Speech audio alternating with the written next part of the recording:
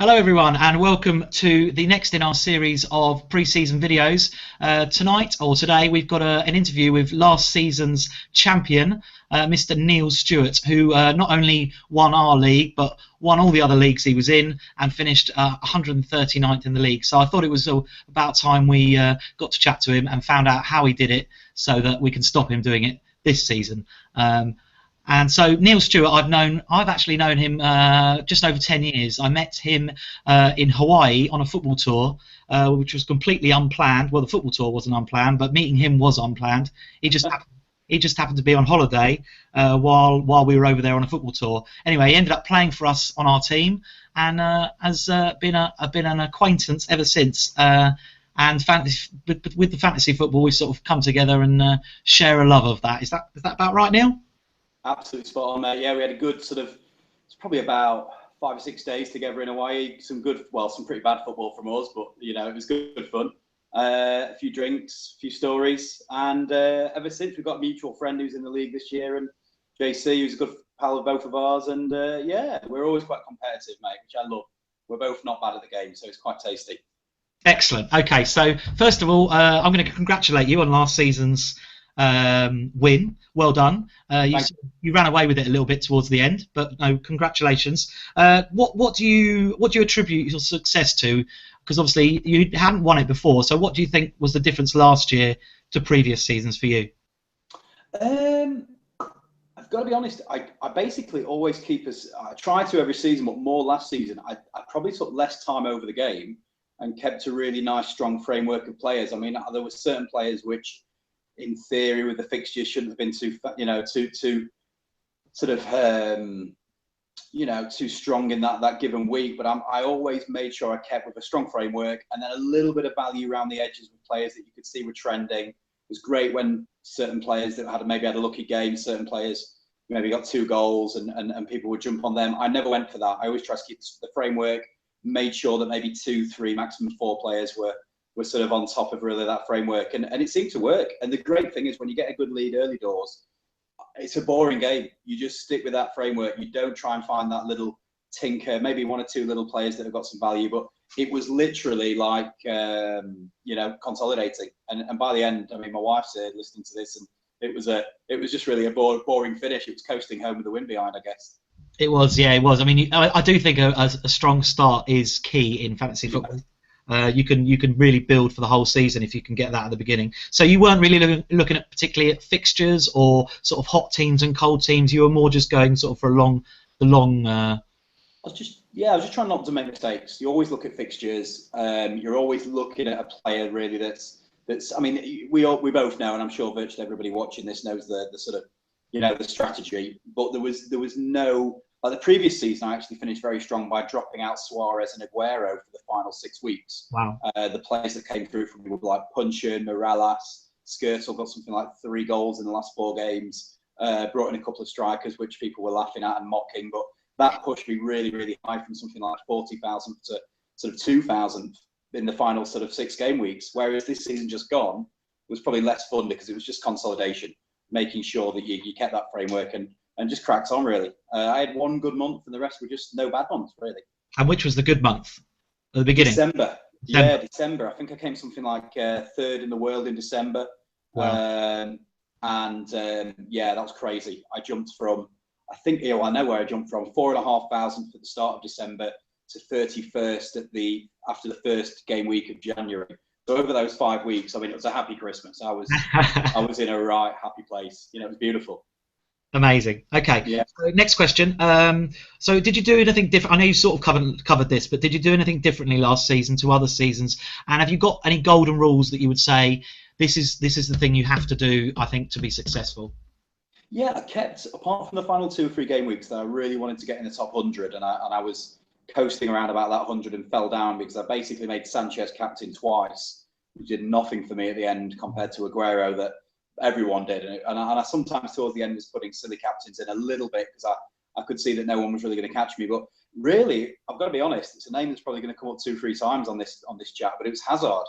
I love the guy. I've always loved him. Him and Gareth Bale, obviously Bale's no longer there, but it was just literally Captain Hazard, home and away. Obviously, if there was a certain game maybe against a big club, no, but Hazard was just the answer. But no, there was no sort of little secrets. There's obviously, I mean, I say that, I guess, but ask anyone. I'm obsessed with it. So it's really looking always at. I mean, I run a league at work, and I'm coming out with things that these guys are blown away by. I'm sure me and you would think is the norm, but other people don't. So it's sometimes a bit difficult. But I think Hazard was the answer. It was really very much about the Hazard season. And I know you go on Fantasy Football Scout as well. You use that, don't you? Yeah. For me, that's an invaluable tool for any fantasy football manager. You go on Fantasy Football Scout, you've got watch lists, you've got fixture lists, everything, every tool you need, really. I mean, I think that's an amazing tool, really. It's brilliant. It's brilliant. And I mean, sometimes they can throw you off a little bit. There are bandwagons. Mark, I think, is the guy that makes me laugh because, to be honest, he does come out with some nonsense, and I know that a lot of people follow that. So I think he actually helps a lot of people. I don't know if he's a little bit cleverer than people make out, or he makes out to try and sometimes throw in I know he loves Leighton Baines, and I think Baines, and obviously the penalty question mark. But yeah, Fantasy Football Scout. I mean, I've probably been on that now. It's really sad to say it, and I'm getting a shake of the head from my wife, but I've probably been on that for a good 8, 10, 12 hours already, and it'll probably be another 2 or 3 hours before the Saturday deadline. That's what we like to hear. Okay, so the season ahead, you've obviously had a look at the new chips that FPL have introduced, and slight adjustment to the BPS system. What are your thoughts? Okay, well, BPS first. I think that's going to be quite similar because I mean, I like what they've done with the keepers, 2 saves rather than 3. Yeah. I've always been a bit of a sort of, I don't know, insider tip, but my tip, I've always been, don't waste any money on keepers. I mean, I'll throw it out there. I don't mind saying this. I've got 2 keepers from the same team this year, and they total 8.5 million. And I'll be keeping the same keeper all the way through until maybe a wild card comes out. I guess, is that Schmeichel and Hamer or Schmeichel and Schwarzer? I'm not saying a word. I will say one thing. It changed 3 hours ago. Right. Okay. Well, you might have a look at what mine is there. from them or to them. That's all I'll say. Okay. But then apart from that, I think the bonus points are going to be quite similar. There's an argument that more tackles are going to be made, but at the same time, fullbacks make the tackles. Whereas, I think less passes now. So you've got a Chelsea just passing the ball around Cahill to Terry to Ivanovic. I don't think it's going to make a massive difference. The good thing maybe, though, is that a goal scorer isn't just automatically going to be man of the match, which probably is a little bit back to, back in the day. And then I like the chips. The chips are good. And like my brother said, who might be watching this, any interaction is good because the person that's got the eye on the ball is always going to benefit. And the more interaction, the more sort of awareness you need is better. So, I mean, look, they're quite easy, self-explanatory. Triple captain, easy peasy. I don't really see much benefit in the all-out attack. 2 defenders, fair enough, sounds good. I like the bench boost. I think that's quite tasty. And I really like the fact that obviously now they've included the 2 wild cards as chips, and you can't do more than 1 chip in a week. So it's going to be quite intelligent. Do you do that wild card before a double game week and then the next week, but then that messes you up a bit for the previous week? I think it's going to be, it's going to sort the men from the boys a little bit. Which hopefully will help us, or certainly help me. I'm not sure you're the man you used to be, Chris. No, I'm probably not. I don't think so. I lost it with my hair, I think. I reckon this guy could beat you this season. Okay, so who do you think, who's going to be, at the end of the season, which player is going to have the most amount of points in the Fantasy League? Got to go with Hazard again. Yep.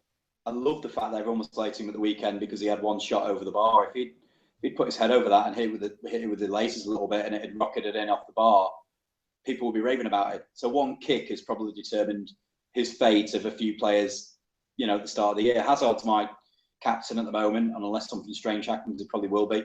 I've got to say Hazard. I mean, there are some players that I've got my eye on that I think in different positions are going to be.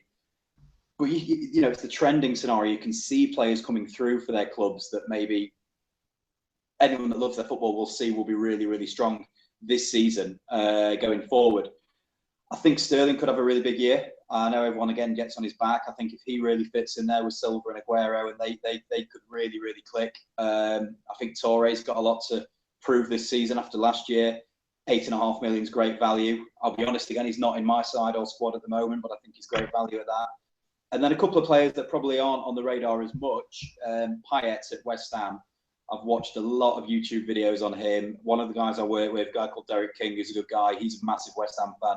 He told me about him straight away, and he's cultured. He could really, really do some damage this year. And I know there's a few people on our WhatsApp group that you've got, and which is really, really good, mate. And they're sort of criticising West Ham's start, but I think apart from Arsenal, then they've got a chance to really make some headway. I reckon West Ham could be top 6 by the end of sort of September. I think they might do all right. You probably don't agree. I don't agree, only just because they've got Europa League and they've got lots of new players and a new manager. And for me, yes, they've got good fixtures, but they could easily stuff up those good fixtures. But I do like Payet as a player. I've watched him a couple of times on TV, and I've actually, and I think he's got something about him. He looks like an assist king, which obviously is a fantastic skill to have. And he looks like he gets the odd goal as well. And he's going to be playing in a team that I think are going to be quite attacking West Ham this season. Bilic is a great guy. I mean, Bilic has got a sort of good history of what he's doing. He knows his stuff. He gets respected, and he's a bit of an absolute legend there. So I think they've got the makeup to do well. I mean, historically, you look at certain teams in the Europa League, it does hinder them, but rules are there to be broken. We'll see. Yeah, agreed. All right, so I think I might have just got that from the next question's answer from the last question. But your hidden gem for the season, who's going to be the one player that perhaps isn't fancied, is perhaps a little bit cheaper than some of the premium players, but could be right up there towards the end of the season? I guess, who is this season's Harry Kane? Okay, I mean, you've got to look at probably a midfielder or an attacker. I think someone that's going to do really well, which no one's talking about, and I think his confidence levels are high now. He's more comfortable than he was, is Wilfried Zaha. I think he's the best of those three midfielders. I'm a massive fan of Punch, and I love watching Balassi. Sometimes his end product's not great, but Zaha, if he really, really clips, could do well, and I think he'll get all the minutes. There's another one I really want to say, but I don't want to say because he's a real big, secret one of mine. I think Tadic is under the radar as well. Yeah. At Southampton, incredible player, confident. He's got all the tricks. He's taking penalties. Tadic could do really, really well. There's 2 or 3 more. I mean, I've got so many up my sleeve at the moment that I've got my eye on. Okay.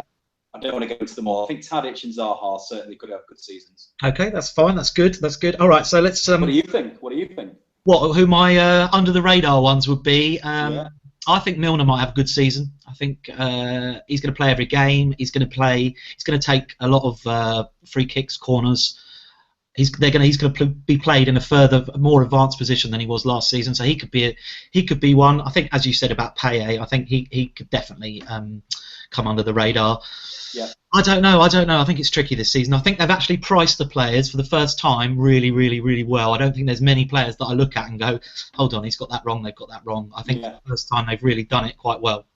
I like what they've done with the keepers. Keepers are a little bit cheaper, the best keepers. So I think they're coming wise to sort of what I said earlier. Maybe, it's not so important. It's nice to have a sort of Man United, Man City, Chelsea keeper, but it doesn't really make that much difference. And then you can obviously put a bit more up front.